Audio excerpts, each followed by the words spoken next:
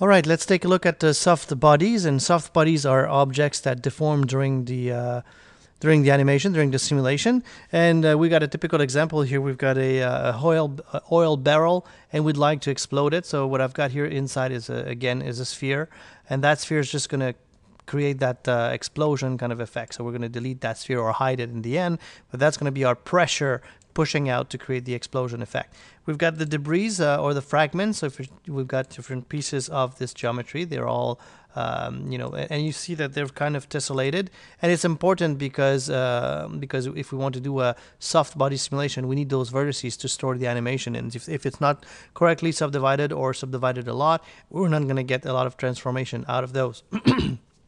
So if you want to do a soft body simulation, I'll select all of the objects that I want to bring into the simulation. So those will be all the barrel fragments. I want to explode with that sphere, so I'm going to bring it into the simulation. And I want the ground here to be a collision object, so I'll bring it as well. So I've selected all of these objects, and I'm going to apply the cloth modifier to those objects. So I'll use the cloth modifier with different cloth properties to get that look that I want for soft bodies. So right now that the cloth modifier has been added, I'm going to go into the object properties, and I need to define what they're going to be doing inside of the simulation. So all of these barrel A underscore blah blah blah, those will be the fragments of barrel A, and I'll turn them into cloth object, and I want to define very high settings. So if you do a cloth simulation, those values here will probably oscillate between or vary between 0 and 100. But since we want to do soft body kind of look, we want them to deform but have some sort of resistance. I'll make those values quite high compared to cloth simulation. So 0.5 here is the resistance level, and we'll make it 150 here. The compress here again, and those are resistance values. So 150, and the plasticity here will make it at 50%. So now we've got those properties done for kind of half soft bodies. And half range, sorry. And if I go to the bridge page and the explosion sphere, I want those to be collision object. I don't want them to have too much of depth. I'll say 0.1, and the offset here is set to 0. We want them to be simulated on their vertices with no kind of offset between the vertex and where it's going to be simulated. So here we go. Okay, and we've got our setup. If I rewind this, I need to have at least one object selected because I need to have access to the cloth modifier to run the simulation. And here's the simulate button. I'm going to press simulate, and you'll see that it's going to start to give us some warning that it's increasing the step size and all of that because we've got some high velocity collision. But that's fine. It's always automatically adjusted.